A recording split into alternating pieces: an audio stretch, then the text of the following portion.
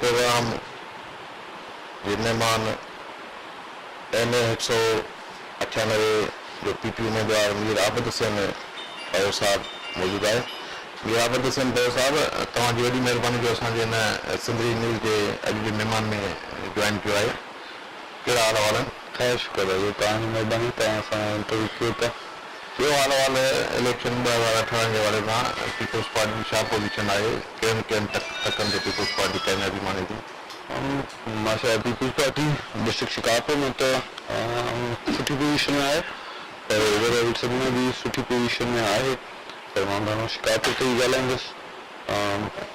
असां तमिल साहब एम में रही चुको आहे, इम्तियाज़ शेख साहब MP आहे, मां MP रही चुको आहियां। आगा साहब सिराज खान दुरानी साहब स्पीकर भी है, वो MP हैं, हाणे भी ये कंटेस्ट कनि पिया। ओवरऑल सिचुएशन पीपल्स पार्टी लाइ बहितर आहे, छो त पीपल्स पार्टी जा मुखालिफ़ भी उन्हनि एतिरो टाइम हुकुमरानी कई आहे पर कोई कमु कार न कयो आहे डिस्ट्रिक्ट लिहाज़ सां। पीपल्स पार्टी जी हुकूमत में माण्हुनि खे चेंज नज़र आयो आहे, बहितरी जी तरफ़ कमु हलंदो नज़र आयो आहे, त असां पूरी उमेद आहियूं त पीपल्स पार्टी इंशाल्लाह सुठी पोजीशन ते। अच्छा, शिकारपुर ज़िले अंदरि जेके इंतिहाई हसास पोलिंग में आहिनि उते फ़ौज जी निगरानी में इलेक्शन कई पई वञे, तव्हां छा था सम्झो त हीअ 2018-25 जुलाई थींदड़ इलेक्शन में शफ़ाफ़ इलेक्शन नज़र अचे तव्हांखे? न, पूरी उमेद त आहियूं, असां अॻु में पूरी उमेद हुआसीं त शफ़ाफ़ इलेक्शन थींदी, हाणे बि पूरी उमेद आहियूं त इंशाल्लाह जेतिरो माहौल जुड़ी वियो आहे या जेतिरो इलेक्शन एंटिसिपेशन थी वई आहे या प्रिपरेशन नज़र अचे थी त इंशाल्लाह बहितर ऐं पुरअमन तरीक़े सां साफ़ इंतिखाब थींदो। अच्छा, इलेक्शन खां अॻु में जेके मुख़्तलिफ़ SSPs या हद जे थाणनि जे SHO जी बदिली कयूं पियूं वञनि, छा था सम्झो तव्हां? इहो चङो अमल आहे? हिकु प्रिवेंटिव मेजर आहे ताकी लोकल जेकी पॉलिटिकल पार्टीज़ गवर्नमेंट में रहियूं आहिनि उन्हनि जो लोकल उन ते इन्फ्लुएंस न हुजे। अमल उन तरीक़े सां सही बि आहे, पर हिकिड़ो इशू आहे त इहो काफ़ी देरि सां थिए थो, त जेको बि नओं ऑफिसर ईंदो उनखे उन इलाइक़े जो सम्झण जो ऐं मौक़ो न मिली सघंदो, छो त तव्हां डायनेमिक सम्झी उहो ई हुते गवर्नमेंट कंदा या पंहिंजो वेट क़ाइमु कंदा। ऐं नवां ऑफिसर अचण सां हिकिड़ो इशू इहो थिए थो त उन्हनि खे लोकेलिटी जी एतिरी ॼाण न आहे। होपफुली सुठा ऑफिसर्स अचनि था त उहे मैनेज सुठे तरीक़े सां करे वञनि। अच्छा, ताज़ो एहतसाब अदालत जेको फ़ैसिलो कयो आहे अॻूणे वज़ीर आज़म नवाज़ शरीफ़, मरियम नवाज़ ऐं कैप्टन सफदर जे हवाले सां हुनखे सज़ाऊं ॾिनियूं आहिनि, तव्हां छा था सम्झो त पाकिस्तान में अहिड़ा ॿिया बि सियासतदान आहिनि जेके करप्ट हुजनि? ॿियो करप्शन त दुनिया में आहे ऐं हर मुल्क कोशिशि कंदो त उहा ख़तमु थिए। असांजे मुल्क में बि इहा कोशिशि रही आहे त करप्शन ख़तमु थिए। हाणे बि इन ते थोरो स्पीडअप थी वियो आहे प्रोसेस, ॿियो न चवंदुमि, पर जीअं बि थिए कंहिं हिकिड़ी शइ खे इम्प्लीमेंट करण लाइ ॿियो कानून न भरियो वञे, छो त दुनिया में असूल आहे त to implement the law you should not break the law, त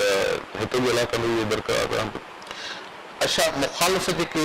चवनि था त PP तौर में गुज़िरियल 10 सालनि में काई बि शइ न थी आहे, को बि अवाम खे रिलीफ न ॾिनो वियो आहे, पीपल्स पार्टी कहिड़ो अवाम खे रिलीफ ॾिनो आहे? बेसिकली मुखालिफ़ त ज़ाहिर ॻाल्हि आहे, उन्हनि जो चवण इहो ई हूंदो ताकी माण्हुनि जी हमदर्दी, त तव्हां नोट कयो त माण्हुनि जी हमदर्दी पीपल्स पार्टी सां आहे, हिमत बि आहे ऐं असां उन में ई पूरो ईंदो। इनजे करे असांखे घणो जस्टिफाई करण जी ज़रूरत नथी पए त जेको मुखालिफ़ चवनि था न ईअं न आहे, या छो त माण्हू पाण आवाम ॾिसे थो त अॻु में पीपल्स पार्टी जी गवर्नमेंट खां अॻु में छा हुयो। तव्हां कंपेरिज़न जॾहिं कंदा हो त कंपेरिज़न हिकु इलाइक़े खे ॿिए इलाइक़े सां कंपेरिज़न न कंदा हो, तव्हां कंपेरिज़न कंदा हो त हिन इलाइक़े में अॻु में छा हुयो हाणे छा आहे। इन में न सिर्फ़ु तरक़ियाती कम बट इंफ्रास्ट्रक्चर जा कम, बल्कि लॉ एंड ऑर्डर जी सिचुएशन जो ॾाढो इशू हुयो शिकारपुर में। पीपल्स पार्टी जी गवर्नमेंट अची उनखे काफ़ी न त जेके माण्हू अॻु में चवंदा त असां ई आहियूं ऐं असां ई सभु कुझु सुधारींदासीं, उन्हनि अहिड़ा माहौल पैदा कया जेको शहर ऐं सॼे ज़िले जो माहौल टेंस थी वियो ऐं ज़ाती झगड़ा क़बाइली झगड़ा, छो त उन्हनि खे फ़ाइदो उन शइ में हुयो ऐं उहो पॉलिटिकल गेन पंहिंजो उन में सम्झंदा हुआ। पीपल्स पार्टी सम्झे थी जेतिरो अमन हूंदो तरक़ी थींदी, आवाम ख़ुशि हूंदो, त ज़ाहिर ॻाल्हि आहे पीपल्स पार्टी खे ई सपोर्ट कंदो पीपल्स पार्टी हुन शइ ते कमु कयो आहे ऐं आवाम हुन शइ खे महसूसु करे थो ॿियो सां असां इहो ॿुधायो तव्हां शिकागो ज़िले जा सदर बि आहियो पाकिस्तान पीपल्स पार्टी जा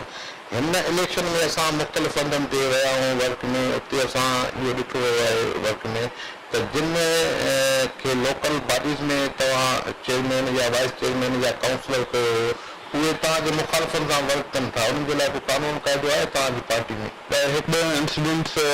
असांखे बि ॿुधाया विया आहिनि ॾिसो राय या लोकल कुझु माण्हू कंहिंजी अंडरस्टैंडिंग में या इंफ्लुएंस में अची बि वञनि था पार्टी जा उहिदेदार आहिनि उन्हनि पार्टी सां वर्क कयो आहे महिनत कई आहे ऐं पार्टी वरी उन्हनि खे आराम आराम सां उन सिस्टम में पॉलिटिकल सिस्टम में पोजीशन ॾिनी आहे ज़ाहिर ॻाल्हि आहे जेके अगरि उहे पार्टी जे कंहिं बि ॿिए पार्टी खां ख़िलाफ़ कंहिं बि माण्हुनि जी वर्क करनि था त उन्हनि खे असां नोटिस कढूं था त तव्हां पंहिंजी एक्सप्लेनेशन ॾियो रीज़नेबल एक्सप्लेनेशन आहे त पोइ इन 198 ते मुखालफ़नि पारां जेको ॿिनि कार्डनि वारो इशू खयो आहे अदालतनि में छा था सम्झो इन में अदालतूं तव्हां इंसाफ़ कंदियूं या वाकई हिन जो बुनियादी तौर ते असांखे ॿुधायो त कारण छा आहे वाकई ॿ कार्ड तव्हां इस्तेमालु कया आहिनि न हिते मूंखे कॾहिं ॿियो कार्ड हथ में न मिलियो आहे न ई मूंखे कॾहिं रिसीव कयो आहे उहो कार्ड बाक़ी आहे जुडिशियल मैटर हिन वक़्तु कोर्ट में मैटर आहे इन ते मां सम्झां थो न ॻाल्हायां हिन वक़्तु त उहो बहितर हूंदो ऐं इनशाला पूरी उमेद आहे त कोर्ट्स जेके आहिनि उहे मेरिट्स ते फ़ैसिला कनि तव्हांजी तरफ़ां को मुखालफ़नि जे ख़िलाफ़ को एतिराज़ दाख़िल कया विया आहिनि हुन ते को थियो आहे डिसीजन पॉलिटिकली ॾिसो इहो इलेक्शन प्रोसेस आहे तव्हां हिक ॿिए ते इल्ज़ामात हणंदव कंदव मुंहिंजे ख़्याल सां इहो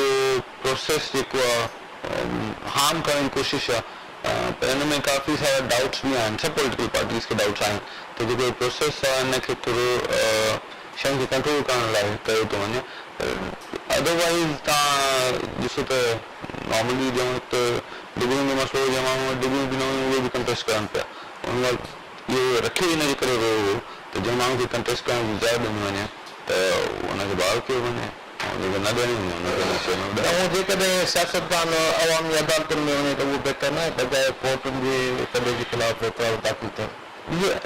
उहा इहा शइ बहितर आहे पर काफ़ी माण्हू इहे सम्झंदा आहिनि त 62-63 ताईं तव्हां इम्प्लीमेंट या हिनखे ख़तमु करण जी पॉलिटिकल पार्टीज़ कोशिशि कनि थियूं इहे कोशिशि कनि थियूं त असांजो कारो अछो सभु कुझु साफ़ थी वञे पर ईअं न आहे कुझु जाइनि ते हिनखे एक्स्ट्रा यूज़ कयो वञे थो जेको ग़लति आहे बाक़ी सादिक अवामी हिकिड़े शख़्स दुनिया में काइनात में हिकिड़े शख़्स लाइ सादिक अवामी जो लफ़्ज़ इस्तेमालु कयो आहे उहो हज़ूर सल्लल्लाहु अलैहि वसल्लम लाइ इस्तेमालु कयो पॉलिटिकल माण्हू या लोकल या नॉर्मली लाइफ रूटीन असां वटि एतिरो माहौल आहे साबिक़ अवामी में असां कंपेयर पाण खे सां करे नथा सघूं अलाह साईं माफ़ी ॾे जेसि ताईं मुंहिंजो पंहिंजो अंदाज़ो आहे जेसि ताईं कोई एक्सट्रीम क्रिमिनल न हुजे या कोई एक्सट्रीम केस में घुर्बल न हुजे तेसि ताईं हुनखे यादि ॾिनी वञे त उहो कंटेस्ट करे सघे इहो आवाम जी राय खे वधीक तरजीह डेमोक्रेटिकल प्रोसेस ई इहो आहे हिकिड़ो माण्हू आवाम में हिकिड़ो सुठो किरदारु रखे थो आवाम हुनखे पसंदि करे थी त माण्हुनि जे ख़्याल सां हिनखे इलेक्ट थियण जी ॻाल्हियूं आहिनि जेसि ताईं हुनखे को एक्सट्रीम हुन ते एलिगेशन न हुजे या एक्सट्रीम को केस न हुजे वरना जेके माइनर शयुनि ते जेको इशूज़ थियनि था इहे थोरो इन लाइ काफ़ी ॾिसो पॉलिटिकल पार्टीज़ चवनि थियूं मनोवर थो थिए इलेक्शन में छा बि त इन शइ जे करे इहे डाउट्स क्लियर कया वञनि था वरना अगरि ईअं न हुजे त नॉर्मली हर कोई कंटेस्ट करे सघे बनस्बत हिन जे तव्हां काफ़ी ब्लॉकेट पैदा कयो तव्हां माण्हुनि खे इजाज़त ॾियो त उहे अची हिन में पार्टिसिपेट करनि त आवाम जेके चाहींदी उहे सिंध में हिकु दफ़ो ॿियो कालाबाग डैम जो इशू खयो वियो आहे जेडीए जो अॻवान आहे पोइ सागर में हुन मीडिया सां ॻाल्हाईंदे बि चयो आहे त डैम जेको ठहणु बहितर आहे सिंध जूं ज़मीनूं आबाद थींदियूं इनखे पीपल्स पार्टी कीअं ॾिसे कालाबाग डैम जे हवाले सां कालाबाग डैम जे हिसाब सां त पीपल्स पार्टी जो हिकिड़ो स्ट्रॉन्ग हेडेड मौक़फ़ आहे त इहो न ठहणु खपे पर इहो बि मौक़फ़ आहे पीपल्स पार्टी जो त डैम्स ठहणु खपनि उहे ईअं ठहणु खपनि त सेंट या जेके लोअर एरियाज़ जंहिंजो पाणी कंट्रोल थी सघे थो उन्हनि खे ऑनबोर्ड वठी डैम्स ठहणु खपनि जीडीए जे बयान ते माण्हू नथो सम्झा त मूंखे कोई वॾो अमल जीडीए अॼु हिकिड़ो बयान ॾिठी सुभाणे ॿियो बयान ॾिठी एमकेएम सिंध जी ॻाल्हि करण वारी वरी एमकेएम सां ऑन बोर्ड जीडीए में काफ़ी दोस्त आया जेके एमकेएम लाइ अलाए छा छा ॻाल्हायूं अॼु वरी एमकेएम सां इलाक़ कयो अथऊं पॉलिटिकल स्टैंडिंग न हुजण जे करे पोइ वरी अहिड़ा इशूज़ उथारींदा आहिनि उहे माण्हू ताकी असांखे पॉलिटिकल गेन मिली सघे अदरवाइज उनजी ॻाल्हि में कोई स्ट्रेंथ कोन्हे. इलेक्शन 2018 जे हवाले सां अवाम खे कहिड़ो मैसेज ॾियणु चाहींदो? पीपल्स पार्टी वाइट पार्टी आहे जेकी आवाम जी बहितरी लाइ न सिर्फ़ु सिंध में पर ओवरऑल पाकिस्तान में कमु करे पई ऐं इनशाला कंदी. उन ते काफ़ी जॻहियुनि ते अहिड़ा स्टैंडसिस भी वरिता विया आहिनि जिते पार्टी खे पंहिंजी ज़ाती तौर ते पार्टी जे लाइ नुक़सान थिया आहिनि, पर वरी बि डेमोक्रेटिक प्रोसेस लाइ इहे नुक़सानात पीपल्स पार्टी बर्दाश्त कया आहिनि ऐं वरी बि डेमोक्रेटिक प्रोसेस खे सपोर्ट कयो आहे, पंहिंजा नुक़सान बर्दाश्त करे थी. छो त शहीद रफ़ाई भुट्टो बि इन शइ ते शहादत मानी, मोहतरमा शहीद बि इन शइ ते शहादत मानी ताकि डेमोक्रेटिक प्रोसेस हलंदो रहे. ऐं इहो मां सम्झां थो माण्हुनि खे आराम आराम सां सम्झ में ईंदो वञे थो त इलेक्शन ई उहा वाइद हल आहे जेको मुल्क खे तरक़ी कराए सघे थो ऐं सही चूंडियल नुमाइंदा बि तव्हां पाण चूंडे सघो था. त वक़्तु इलेक्शन्स थींदा रहंदा वक़्तु सरबर ऐं सुठे साफ़ सुथरा इलेक्शन्स थियनि, उन में आवाम पंहिंजे नुमाइंदे खे चूंडे आणींदी त उहो असांजे लाइ सॼे मुल्क लाइ सभिनी लाइ बहितर हूंदो. महिरबानी राबत हुसैन भयो साहब. नाज़रीन, इन 198 जे पीपी उम्मीदवार मीर आबिद हुसैन भयो जी तव्हां ॻाल्हियूं ॿुधियूं, जंहिंजो चवणु हो त 2018 जी जेकी 25 जुलाई ते इलेक्शन थिए पई उहा सिंध में जेको आहे फौज जी निगरानी थिए पई, शफ़ाफ़ थींदी. हिन अवाम खे इहो मैसेज ॾिनो आहे त 25 जुलाई ते जेको आहे अवाम खे घुरिजे त पाकिस्तान पीपल्स पार्टी खे वोट कनि. पाकिस्तान पीपल्स पार्टी शहीदनि जी पार्टी आहे ऐं पाकिस्तान पीपल्स पार्टी हिन पाकिस्तानी अवाम जे लाइ जेको आहे जमहूरियत जी बहाली जे लाइ जेको आहे तव्हांखे जानियुनि जो नज़र आहे. शहीद ज़ुल्फ़िकार भुट्टो खां वठी शहीद राणी ताईं, शहीद राणी खां वठी वीर मुर्तज़ा भुट्टो ताईं, शाहनवाज़ भुट्टो ताईं. तव्हांजे मेज़बान रवींदार खे ॾींदा इजाज़त. साथ सलामत, सलामत.